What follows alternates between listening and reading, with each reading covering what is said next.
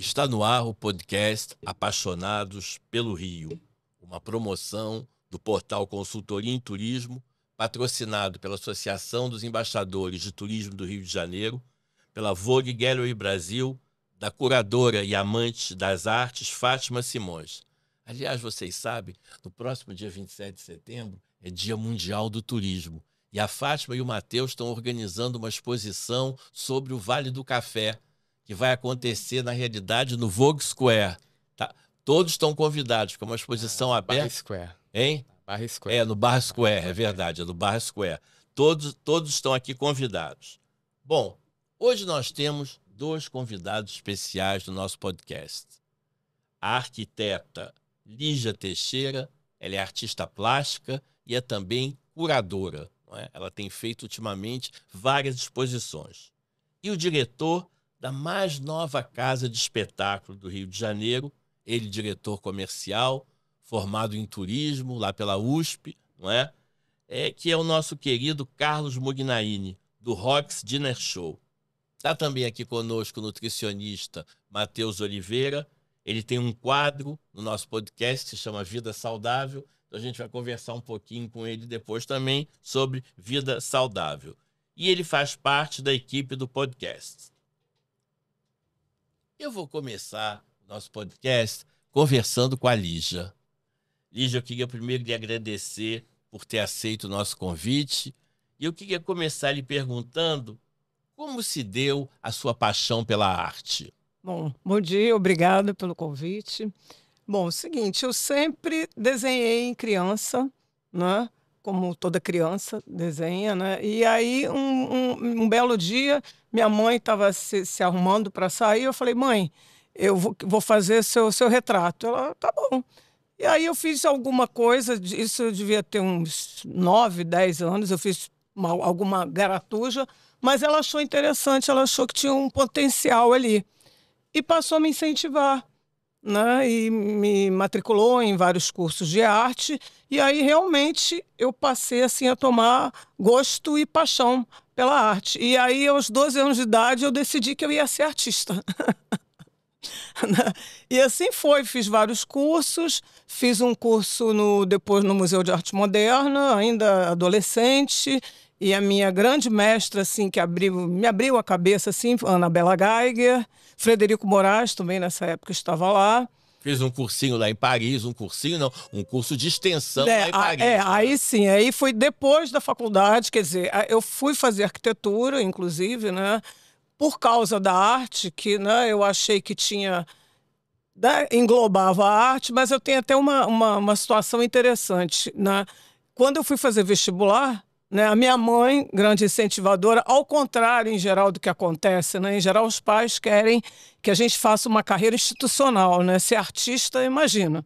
Né, os pais não orientam nesse caminho, mas a minha mãe, não, sempre me orientou. E aí, na época do vestibular, ela falou, bom, você vai fazer, então, Belas Artes, né? Vai escolher o vestibular Belas Artes. Eu falei, não. Ela falou, mas não estou entendendo. Eu falei, mãe, tinha 17 anos. Mãe, se eu for fazer Belas Artes, eu vou me formar numa bela artista. E artista eu já sou. Ela falou, então eu vou escolher arquitetura, que me dá um leque maior profissional. Olha a minha cabeça, né? Lígia, você sabe, o Carlos Mugnaini deve ter tido o mesmo problema com a família dele quando optou por estudar turismo. Porque a pessoa diz que vai estudar turismo, a pessoa diz, você gosta de viajar? Não, eu vou cuidar da viagem dos dois. Mas é verdade. Prossiga, vai, Lígia. E assim foi. Aí eu fiz o vestibular para arquitetura, passei, né, na UFRJ, me formei, e aí depois, na sequência, eu resolvi fazer uma extensão em urbanismo em Paris para seguir a carreira, mas sempre, né, focada na arte, as duas coisas, né? E aí eu passei um ano lá em Paris 8, que foi assim maravilhoso, para mim me abriu muito a cabeça, mas aí a arte falou mais alto. E aí eu voltei, enfim, e aí fiz outras coisas, várias coisas. Mas ela que lhe domina. É isso aí. Como é que é o seu trabalho de artista plástica? Olha só, técnica que você está falando, né?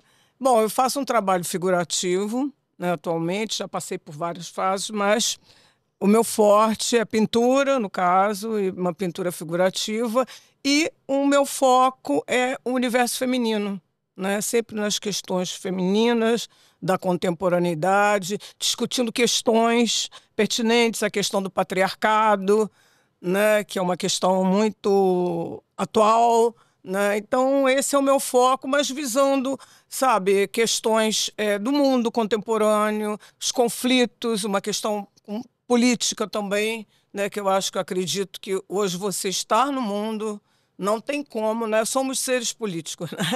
Então, e todas as questões sempre acabam tocando, né? Sejam questões pessoais, sejam questões do meio ambiente, está tudo, né, dentro de uma questão política. Então, tem também um viés social no meu trabalho. Me diz uma coisa, você também tem atuado como curadora nos últimos tempos, não é? Sim, eu fiz assim, quer dizer, eu não sou uma curadora profissional, né? Sempre eu falo isso porque tem os curadores profissionais, não me coloco como tal, mas acaba que o campo da arte ele é um campo tão vasto, né? E a gente acaba se interessando por tantas coisas e acabaram surgindo curadorias que, né, me pediram para fazer, enfim. Então, eu fiz algumas curadorias de exposições de coletivas, né? E agora, ultimamente, eu estou fazendo uma curadoria de uma exposição do artista Juliano Guilherme. E foi um desafio muito interessante, sempre desafio, né?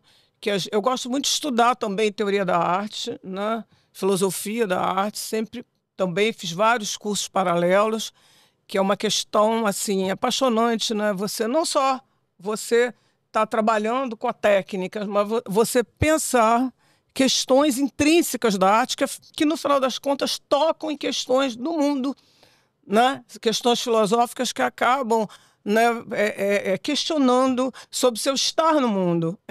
Eu aprendo muito com a arte, então é sempre um desafio também e é muito enriquecedor. Liz, alguma nova exposição prevista? Bom, eu estou preparando um projeto que ainda está meio assim, ainda não posso divulgar, né? Mas estou trabalhando numa nova série, sim.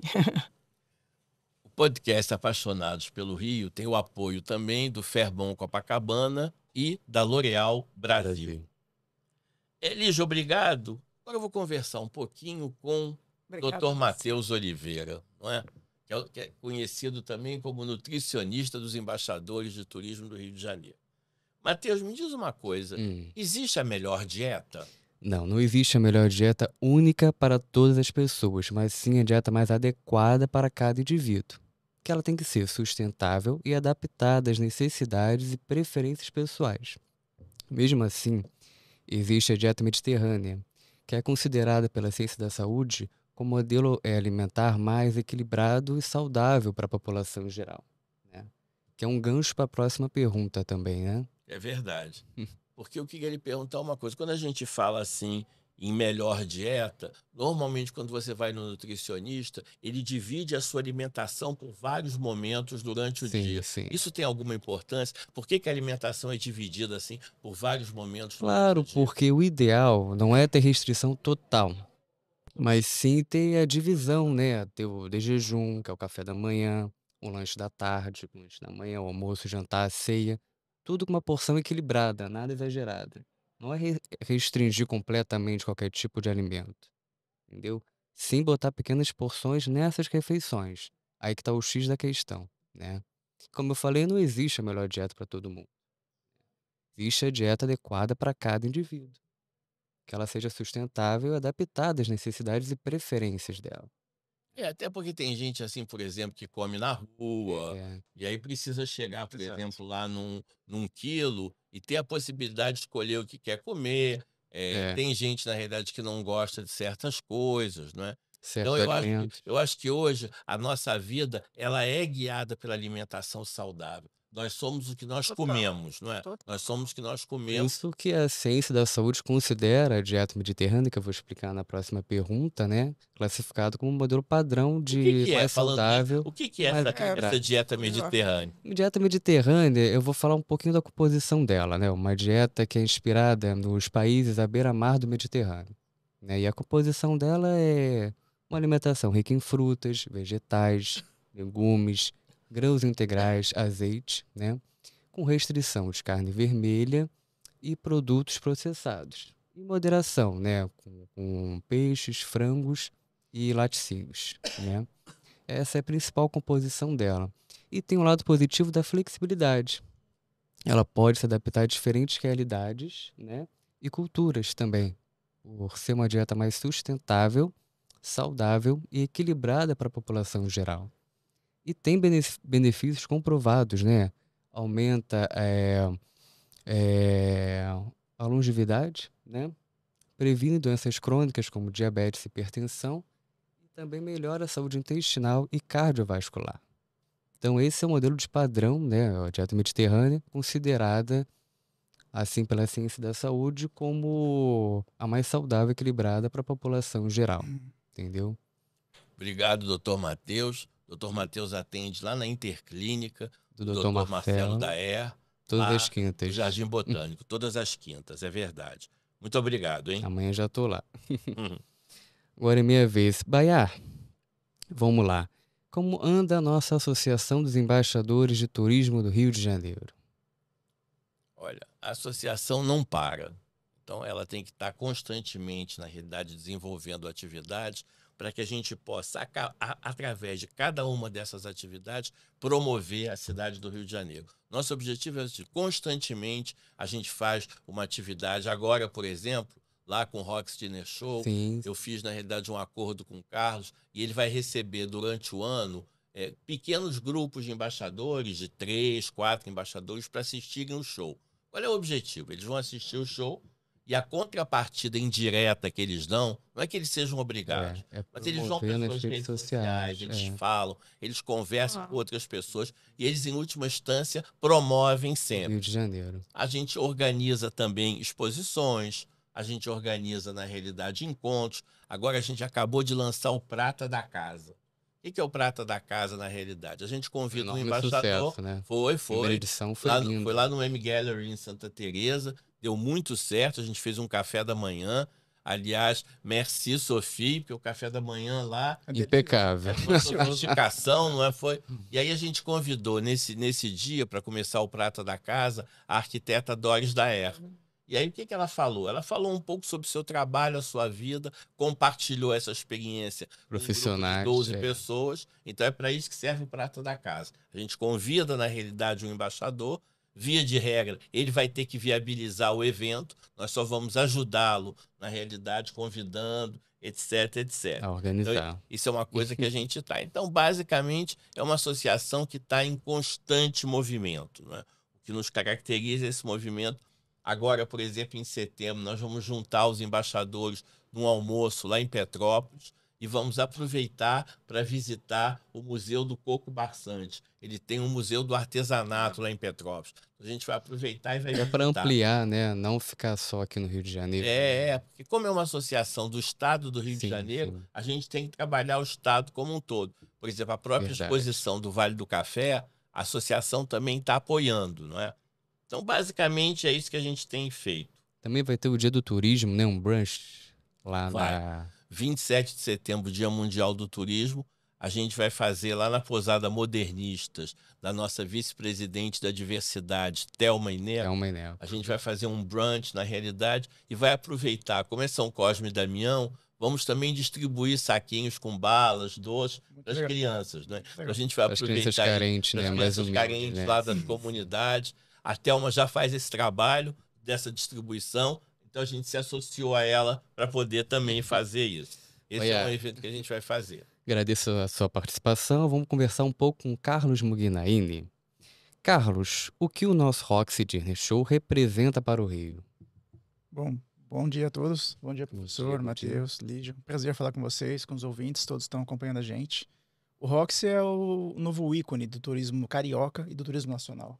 O Roxy é uma inspiração. O Roxy é um local que veio para ficar no Rio de Janeiro, uma renovação de um antigo cinema que foi criado nos anos 30 e reformado agora recentemente, nos últimos 2 anos.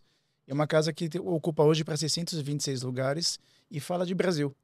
O Roxy é a definição mais bonita que nós ouvimos esse último ano de construção e de abertura do Roxy. O Roxy é uma carta de amor escrita aos brasileiros. Porque o Roxy, ao contrário do passado, onde nós valorizávamos muito a cultura do samba, nada contra o samba, a gente adora o samba, a gente valoriza o samba, tem muito a falar sobre samba, a gente viaja pelo Brasil inteiro. Sim. A gente começa com Carmen Miranda, passa por todas as regiões do Brasil, pelo Nordeste, pelo Norte, pelo Sul, Centro-Oeste e o Sudeste, passa pelo rock de São Paulo, Rita Lee, a gente passa pelo sertanejo com Michel Teló, Chitãozinho Chororó, a gente passa pela Chula Gaúcha, a gente termina no grande carnaval, na apoteose, no Rio de Janeiro, que a gente merece e valoriza a nossa cultura carioca, a nossa cultura local, mas o Roxy é uma inspiração. O Roxy é um local que todo mundo que vai, todos os brasileiros e todos os estrangeiros que ali participam saem encantados, porque não tem como falar do Roxy sem falar do amor nacional, sem falar da nossa cultura. É muito rica a nossa cultura. O Brasil é um país de 220 milhões de habitantes, quase 216 milhões de habitantes.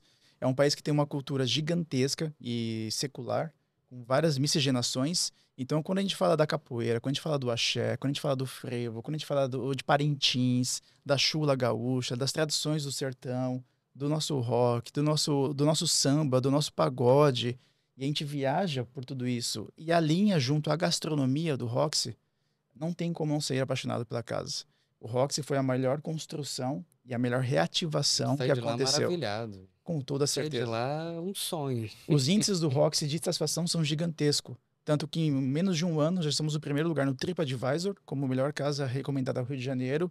Nós temos um índice de 4,9 no Google de avaliação. Isso vai avaliando o serviço, desde a entrada, o prato principal, a sobremesa e até o espetáculo. O espetáculo é a grande cereja do bolo, onde todo mundo sai de boca aberta. E é impressionante, todas as noites estamos lá, a gente verifica as pessoas assistindo, tanto os estrangeiros quanto os brasileiros, as pessoas se emocionam, choram, alguns não piscam, as pessoas cantam todas as músicas. Como eu disse, a gente vai de Carmen Miranda, passa por Anitta, Michel Teló, Rita Lee, Zeca Todos os Pagodinho, gêneros, né? e é uma música atrás do outro, um embalo atrás do outro. Então não tem como falar do Roxy sem falar que realmente é uma carta de amor, é Brasil. algo entregue para o brasileiro, a cultura nacional, a gastronomia nacional. E a gente precisa valorizar. A gente precisa convidar as pessoas, a gente precisa realmente espalhar a palavra, que hoje é a minha grande missão, espalhar e conectar as pessoas para, sim, visitem o Roxy. O Rio de Janeiro oferece muitas oportunidades para o turista. Falando de turismo, a gente oferece muitas oportunidades durante o dia ao turista. Durante a noite nós temos bares, restaurantes e poucas opções noturnas hoje.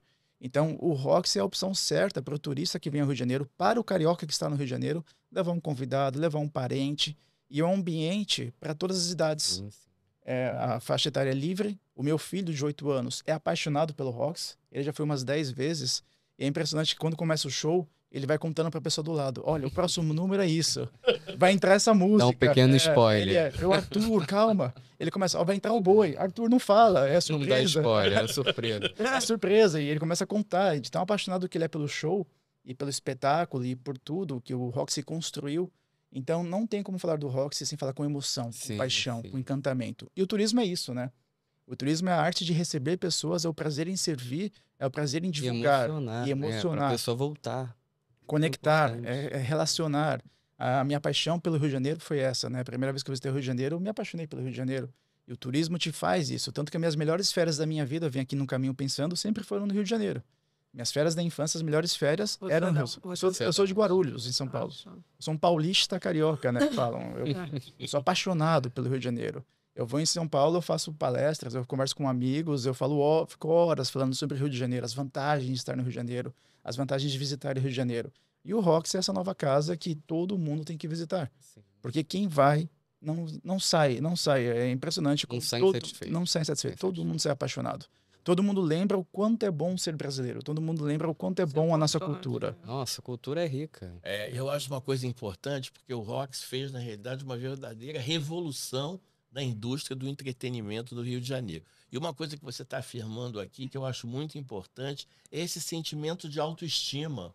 Porque às vezes você leva um brasileiro ou um carioca para assistir o show, ele vê aquela beleza na realidade, ele se diz, meu Deus, como é que o meu país é rico, como é que nós somos ricos culturalmente, nós não somos só samba, não é? Não. Porque a percepção assim do senso comum do turista é que ele vai chegar aqui e vai ver uma série de mulatas dançando. Nós somos muito mais do que isso. Acho que é carnaval o ano inteiro. É Exato. verdade. E é Quer interessa- dizer, carnaval o mês inteiro. E é interessante que a gente fala que nós somos os maiores promotores de destinos no Brasil. Porque a pessoa tá eu já aconteceu comigo, literalmente. A pessoa está assistindo o show do Roxy e fala: que vontade de ir para Salvador, quando passa o número da Bahia. Pelourinho. Ah, que vontade de ir para. Não, ano que vem eu vou para Parintins, eu quero ir para Parintins. Não, sertão, tem tanta coisa, o sertão do Nordeste, tanta coisa legal para conhecer. Então, a gente precisa resgatar essa valorização brasileira nacional, de somos E brasileiros. mesmo para os brasileiros, né? É, porque lá fora, nas casas desse espetáculo, dinner shows que tem lá fora, Moulin Rouge, em Senhor Tango, outras casas no mundo, você vai no Senhor Tango, 80% do público é brasileiro. Ou seja, o brasileiro faz fila para ir assistir um show de tango, de 2 horas e meia de tango, e é só tango. Ele faz fila para ir no Moulin Rouge. Ele paga 200 euros, né, quase R$ 1.200, e vai assistir o Senhor Tango. Mas quando fala de Brasil, Brasil, Brasil. Não, o Brasil é rico, o Brasil é lindo. É diverso. É Até diverso. a alimentação do Brasil é rica, né? Diversa. E nossos pratos viajam pelo Brasil. Sim. Nós temos um frango com quiabo, que é um prato mineiro, que é um sucesso. As pessoas amam frango com quiabo. Nós temos sobremesas que falam desde Romeu e Julieta, Brigadeiro. o chocolate. As brigadeiro, pessoas amam estar lá. Eles lembram que como é bom ser brasileiro, né? Quanta coisa legal a gente tem para falar do Brasil. Até quitutes, né? Coxinha. A gastronomia é muito rica, né? Aqui no Brasil e no Rio de Janeiro. Carlos, agradeço sua participação. Vou passar a palavra para o professor Baiar. Carlos, me diz uma coisa.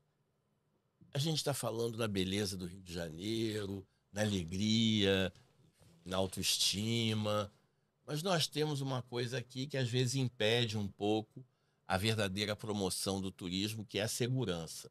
Na sua opinião, a segurança ainda é um problema para o Rio de Janeiro? Vou falar como um paulista que vivencia as duas cidades. Praticamente eu vou a São Paulo todo mês, ou sim, mês não, praticamente. Eu posso falar que eu me sinto mais inseguro em São Paulo do que no Rio de Janeiro. E eu falo isso para todas as pessoas, eu afirmo isso, que eu tenho mais receio de andar com meu telefone, com minha aliança, com meu relógio na Avenida Paulista do que andar na Avenida Atlântica. Sim, nós temos problemas de segurança no país todo. Isso não é só no Rio de Janeiro, o país todo, Recife, Fortaleza, já morei em Fortaleza, já morei em Belém do Pará, já morei no interior de São Paulo, já morei em Vitória, no Espírito Santo. O país todo realmente é dominado por facções, a gente tem problemas no Brasil todo e o Rio de Janeiro não está longe dessa realidade, ponto. Mas não é uma epidemia ao ponto de, nossa, o Rio de Janeiro é o grande centro dos problemas. Nós temos sim bairros violentos, nós temos problemas de guerra de facções, mas eu me sinto mais inseguro andando em São Paulo, e eu afirmo isso, eu converso com colegas e falo isso para colegas em São Paulo, eu tenho mais receio de andar em São Paulo com o celular na mão, onde o taxista e o Uber pedem para você guardar o celular, porque podem arrebentar o seu vidro e te roubarem. Isso. Ou você não pode andar com aliança na Faria Lima, ou em qualquer lugar em São Paulo, que tem facções que só roubam alianças, porque no Rio de Janeiro. O Rio de Janeiro tem problemas de segurança pública? Lógico. São evidenciadas, existem números, existem guerras, e elas têm que ser controladas. O Estado tem que intervir, tem que participar. Mas eu me sinto paulista, eu me sinto mais seguro andando no Rio de Janeiro que em São Paulo. Eu tenho esse sentimento. E eu ando muito no Rio. Eu ando muito na zona norte do Rio, ando muito na zona oeste do Rio, ando muito aqui na zona sul do Rio de Janeiro. Então eu vivencio vários bairros do Rio de Janeiro e eu posso falar, São Paulo é mais crítico. É mais crítico a situação. É o que acontece no Rio de Janeiro que a gente evidencia muito, né? Talvez a mídia evidencia muito, acontecem muitas coisas aqui no Rio de Janeiro que são evidenciadas, mas não isenta do Rio de Janeiro de, sim, o Estado, junto com o governo federal, de estarem participando e estarem realmente atuando para diminuir esses números. Porque impacta para o turista, porque o turista estrangeiro, ele acaba vendo esses números e acaba se assustando. Mas eu estava vendo, no caminho para cá, vendo também um TikTok, na verdade no Instagram, um turista em Paris. Chicago, Nova York, Barcelona. Tem até uma expressão, né? Pickpocket, né? Pickpocket em Roma. É uma crise mundial, uma crise global. Realmente, assim, realmente impacta o Rio de Janeiro, porque o Rio de Janeiro sempre tem essa imagem do passado. Cidades, né? Tem esse problema, o problema da metrópole, né? É verdade. E nós temos uma coisa também que eu acho assim, as áreas turísticas, elas recebem uma atenção maior das forças de segurança, a justiça seja feita. Mas o problema é que no entorno dessas áreas turísticas, no entorno da cidade, você tem grandes problemas pontuais lá. Às vezes, eu vou dizer para você, o turista que não fala português, ele vem para cá e não sabe de absolutamente nada. Ele vai embora sem saber de nada. Por quê? Porque ele não liga a televisão, porque se você ligar a televisão, infelizmente, você vai receber, como é dever da imprensa noticiar. Eu não estou falando nada contra, a imprensa tem que noticiar. Aí, fulano foi assaltado aqui. Não foi numa área turística propriamente dita. Foi, na realidade, no entorno da cidade, que é muito mais violento. Mas é interessante, Porque sim. vive numa bolha, né? O ponto turístico, né? Que É verdade. E hoje em dia, quer dizer, a cidade também, ela começou a proporcionar bolhas para algumas pessoas. Exato. Então, Sim. você mora, por exemplo, na Barra, os condomínios são fechados, tá lá dentro, não é? Pois Você é, mora no mas Recreio, não é? Mas não é a realidade, você tem razão, não é a realidade. Eu conto até por experiência, desculpa, professor. Como Sim. experiência, estive em Paris o ano passado, em frente ao Arco do Triunfo, eu sentei para tomar um café, eu e meus colegas, e o celular na mesa, e o próprio garçom veio, guardem os celulares. Então, assim, se em Paris, em frente ao Arco do Triunfo, que é um dos principais cartões postais da cidade, a polícia fazendo policiamento, a gente é orientado a guardar um celular em qualquer grande cidade. Exato, Sim, pois sim. é. Até no interior também, qualquer cidade pequena também. Hoje a gente não dorme mais de porta aberta. Então, assim, é uma epidemia global. Mas mesmo assim, eu como paulista e vivenciando as duas cidades, eu me sinto mais inseguro em São Paulo que no Rio de Janeiro. E não é que o Rio de Janeiro não tem problemas, tá? O Rio de Janeiro tem muitos problemas, graves problemas. Mas eu me sinto mais inseguro em São Paulo. E eu falo para meus pais isso. É boa essa sua percepção. Vocês sabem que outro dia eu dei uma entrevista para o The Sun. E a menina do jornal britânico me perguntando, na realidade, Baia, ela queria saber sobre o golpe da Cinderela. Boa noite, Cinderela. Boa noite, Cinderela. Que noticiaram recentemente. O que aconteceu com os britânicos? Dos turistas, né? Aí eu falei, eu primeiro queria dizer o seguinte, quando o turista vem à busca de sexo, ele está sujeito a isso. Sim. Na realidade, a gente não tem como controlar isso. Ele vem à busca de sexo, ele leva para o seu Airbnb escondido, na realidade, mulheres ou homens. Estranho. Claro que ele está sujeito a isso. Isso em qualquer lugar do mundo, claro. não é? Isso não é uma coisa tipicamente nossa. Turismo sexual é um problema, na realidade, para o mundo como um todo. Eu queria perguntar para você também, Carlos, quais são os grandes desafios do turismo do Rio de Janeiro, na sua opinião? Olha, o grande desafio para o Brasil e para o Rio de Janeiro é a infraestrutura. A gente precisa melhorar muito as condições dos aeroportos, as condições de voos. A rede hoteleira no Rio de Janeiro também está chegando nos números patamares de ocupação altíssimas, então a gente vê que está faltando hotéis no Rio de Janeiro para os grandes períodos, como o Réveillon, como um show da Lady Gaga. Então a gente está chegando num gargalo que a gente não consegue aumentar e receber mais turistas estrangeiros ou até os nacionais, porque os voos estão todos ocupados. 80% dos voos, a ocupação de voos, são por brasileiros. Então, quando o brasileiro vai para fora e volta, ele já ocupa 80% dos assentos do voo. Então, a gente consegue vender somente 20% dos assentos para o estrangeiro vir ao Brasil. Então, quando a gente tem números de 1.600.000 estrangeiros vindo ao Rio de Janeiro por ano, esse número poderia ser maior quando a gente tem disponibilidades mais de voos, enfim, quando a gente consegue receber mais pessoas. Só que a gente hoje não consegue porque somente 20% dos assentos são destinados a eles, porque os outros 80% é o brasileiro que vai e volta. Então a gente tem problema de infraestrutura, problema de malha aérea, problema de hotéis hoje, quantidade de hotéis e qualidade de hotéis também. Sim. O Airbnb hoje ocupa uma grande parte dessa ocupação. E é um negócio, eu sou hoteleiro, turismólogo, é um negócio que sim, existe no mundo inteiro, que a gente tem que, é um novo produto, não vai deixar de existir, mas temos que estudar melhor ele e melhor regulamentar o Airbnb para todo mundo ter a segurança de onde está se hospedando também. Então, o próximo grande desafio é a mão de obra.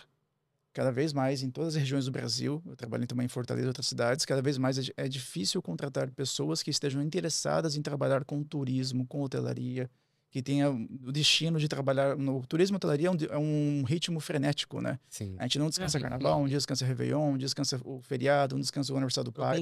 Trabalham mais nessas datas comemorativas. Exato. Né? E as novas gerações, os novos colaboradores, cada vez mais estão certos em buscar qualidade de vida e quando eles enfrentam uma escala de virar o Réveillon trabalhando, de virar o Natal trabalhando, o aniversário dele pessoal trabalhando, as pessoas começam a encontrar dificuldades em contratações. Sim. Então, se você olhar hoje os grandes hotéis da cidade, todos têm dezenas ou até centenas de vagas em aberto, porque a gente não encontra mão de obra. Esse é um grande desafio, qualificar as pessoas, cativar e conquistar essas pessoas para mostrar que a carreira no turismo, a carreira na hotelaria é uma porta de entrada para outras carreiras. Sim. Eu mesmo, quando comecei na hotelaria, eu comecei como camareiro. Então, eu fui subindo, galgando e estudando muito e trabalhando para poder virar um gerente geral de hotel. Então, as pessoas têm que olhar para a gente, se inspirar na gente, ver que é uma profissão que sim te leva a muitos lugares, sim me levou a conhecer quase o mundo inteiro, porque turismo não é só viajar, né? Turismo é trabalhar muito para poder viajar.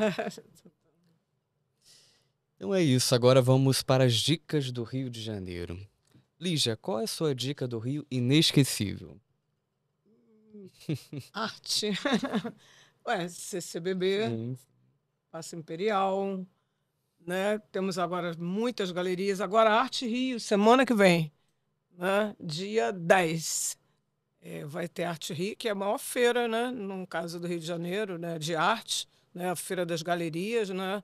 Então, é assim, também é outro evento, eu acho que, né? Grandioso. Turístico Exato. também, né? No caso, focado em cultura, que eu acho que o turismo também, eu acho que, né? A cultura, né? Quer dizer, o Rio de Janeiro, beleza natural, né? Mas a cultura do Rio de Janeiro é muito forte, né? E a arte, artes visuais, né? Estou falando, né?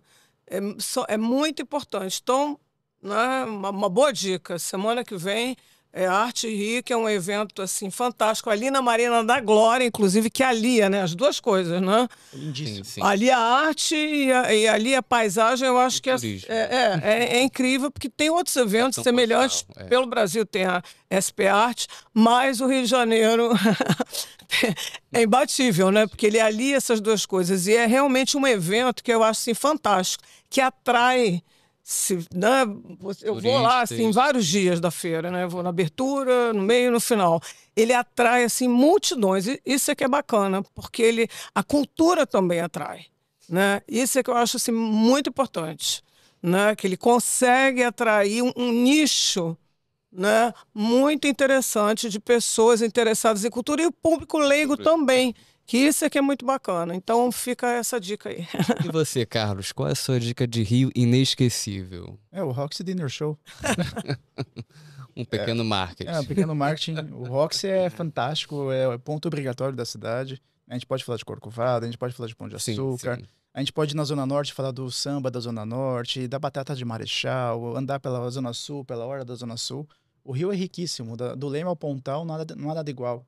Então o Rio de Janeiro é riquíssimo em cultura, em arte, em museus, em locais de visitação, mas o Roxy... Só a Zona Outro Sul, né? destino. Zona Norte também, Zona Oeste, tem também um lado cultural E- bacana, né? Exato, eu frequento muito a Zona Salva, Norte. Eu acho a Zona Norte fantástica Um de charme, riqueza, né? de Até o baile charme, de Charme de Madureira história. também é histórico, é Exato. bonito. Até lá, aquela parte boêmia eu acho interessante. E você, professor? Como anda a sua consultoria em turismo? Olha, temos trabalhado bastante, não é? A gente tem que se dividir, mas hoje em dia o que acontece com a consultoria é que ela está sendo mais uma consultoria online, né? Eu, por exemplo, trabalho para uma empresa em Dubai, onde eu dou consultoria.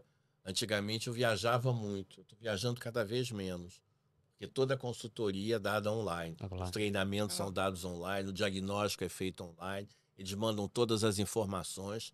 Então, isso para eles reduziu O drasticamente custo, o né? custo operacional de uma consultoria e para nós, na realidade, limitou bastante a monetização das consultorias. Elas têm que ser muito mais baratas hoje em dia, não é? Então, eu vou dizer para vocês, antigamente eu tinha mais de 5 ou 6 consultorias por ano, eu agora tenho no máximo 2. No máximo 2, porque é uma coisa, na realidade, Trabalhosa, né? trabalhosa e que me leva, na realidade, a um problema, que é um problema de ter um nicho de mercado. Não é? Quando você trabalha com turismo, e você disse isso muito bem, a gente precisa, na realidade, fazer com que as outras pessoas que estão do outro lado entendam que nós não somos glamour. A pessoa pensa, na realidade, que a gente é coquetel, que a gente é jantar, que a gente é... Nós não somos. café Nós da somos manhã, trabalhadores. todo dia no todas café as da manhã no hotel. profissões, né? Acho que é glamourosa. Mas Nutricionista, o turismo, médico, mas o não é. turismo tem isso, porque a pessoa, você trabalha no Fermon, meu Deus, que coisa. Você Todo toma dia café da manhã coquetel, todo dia do Jerome, toma café da manhã todo dia com o Jerome. Isso É, acontece, dá licença, isso acontece também na arte, né? Porque o nosso social, o artista trabalha muito solitariamente, né, no ateliê. Então, o nosso social de trabalho, a gente socializa nas exposições, nos vernissagens, que são glamurosos, mas é trabalho. Então, as pessoas falam, ai, que profissão boa, Acho que é os todo dia coquetéis, as vernissagem. aberturas. Eu falei, gente, eu estou trabalhando aqui, e é verdade, é onde você faz os contatos, né, onde você faz as trocas, é ali, é exatamente a mesma coisa.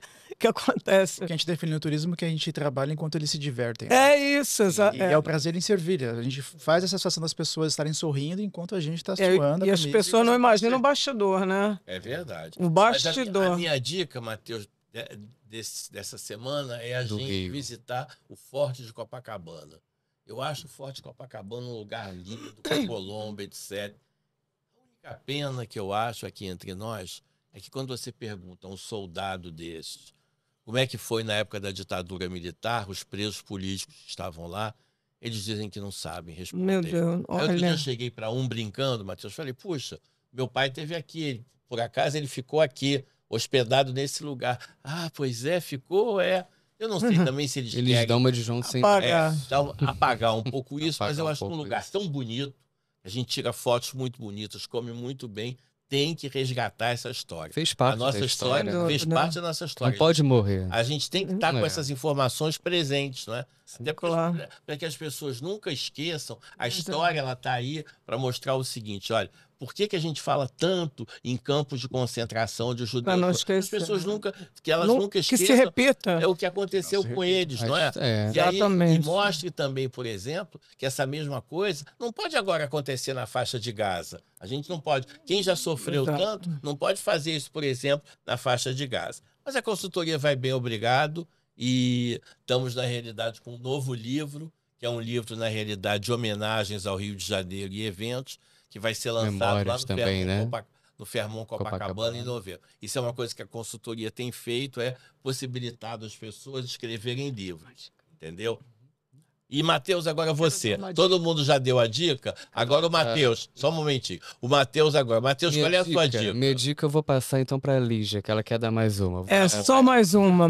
Seguinte, a minha curadoria que eu estou fazendo, a exposição do Juliano Guilherme, vai ter um finissage que vai terminar a exposição agora na sexta-feira, no dia 5, finissage, de 5 às 8, né, no ateliê 31, na Rua México 31. Então, todos vocês, esperamos vocês lá. Essas dicas Feito. culturais são excelentes, porque às vezes, na realidade, a pessoa não tem essa informação. Então é muito Exatamente. bom essas dicas Isso aí. culturais. Agora vamos pro quadro mais polêmico, né? Botar a boca no trombone. Vamos lá, eu começo com a Lígia. Tem alguma boca no trombone que você quer falar pra gente? Gente, a boca no trombone. Alguma coisa que você acha que não está Quer pensar mais um pouco? Quero pensar. Vou Tá passar tudo pro Carlos. ótimo. Não, Tá tudo ótimo, não. Vou passar Não. pro Carlos. deixa eu Tem alguma pensar. coisa que você Quer botar a queira boca no colocar a boca no trombone? Eu vou aproveitar a linha de pensamento que o professor Sim, estava, sim. e a gente fala muito de cultura, e a gente visita na Europa, até mesmo no Chile, museus de memórias da ditadura, ou de Dachau, ou da Segunda Guerra Mundial. E o Brasil, ele é campeão em apagar a memória. Sim, Nós sim. apagamos as memórias. Então, uma coisa que eu sempre falo ao meu filho, falo a todo mundo que frequenta e me conhece, estudem história. Estudem o que aconteceu no passado para não repetir os erros do passado no futuro. Sim, sim. E hoje está acontecendo hoje, é um tema atual, acontecendo agora, lá em Brasília está acontecendo o julgamento. Então nós temos que estudar a história para não repetir os erros no futuro. E a estudar a história, posições políticas, posições direita, esquerda, azul, amarelo, Corinthians ou Palmeiras, não importa. É entender o que aconteceu e realmente ter a sua posição. Então minha boca no trombone é: não deixem de estudar, não deixem de ter a sua opinião própria, mas tenham um embasamento no que você está falando. Porque Passar o passado. Né? recortes de jornal, recortes de TikTok hoje, recortes do que for da mídias que chegam pra gente, é muito curto. Então vá a fundo, aprofunde, tente entender o que está acontecendo antes de você tomar uma posição, ou uma ideia, ou uma analogia, o que for. A minha boca no trombone é o momento que a gente vive culturalmente no país. E você, Baiá? Olha, Qual é a sua boca no trombone? eu fiquei estarrecido. Fui no Parque Olímpico Itali, lá na Barra Olímpica, onde o prefeito inaugurou um museu. E museu de festa, todo mundo falando do museu, só que o museu não funciona. Então a gente chegou lá, eu levei um grupo de portugueses, meus amigos estavam na minha casa, a gente entrou no elevador, conseguiu entrar no elevador, quando chegou na porta o museu estava fechado.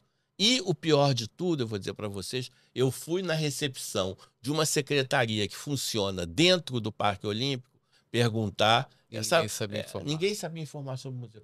Sabe? Não, sobe ali, vai ali, vai ali. Eu acho que isso é muito ruim para uma cidade turística como a nossa. despreparo, Você né? chegar no, É um você chegar no despreparo. Parque Olímpico, dizer que lá tem um museu. Então não diz que tem museu. Ou diz, olha, o museu só vai abrir, deixa essa informação pontual escrita para quem chega lá. O museu só vai ser aberto no mês de setembro. Bota um banner, um cartaz, entendeu? Pois A vernissagem vai se abrir em outubro. E os portugueses, Matheus, começaram a rir, não é? No bom sentido. A gente veio visitar um museu que não existe.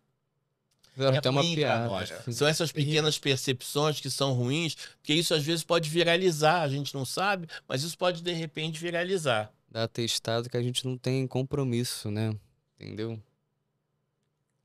Olha, queria dizer para vocês o seguinte, queria agradecer a nossa artista plástica, Obrigada, Lígia, eu que agradeço. e agradecer ao nosso turismólogo, Carlos Mugnaini, Foi um prazer. que veio aqui, na realidade, nos falar dessa revolução que é o Rox Dinner Show, que todos estão convidados.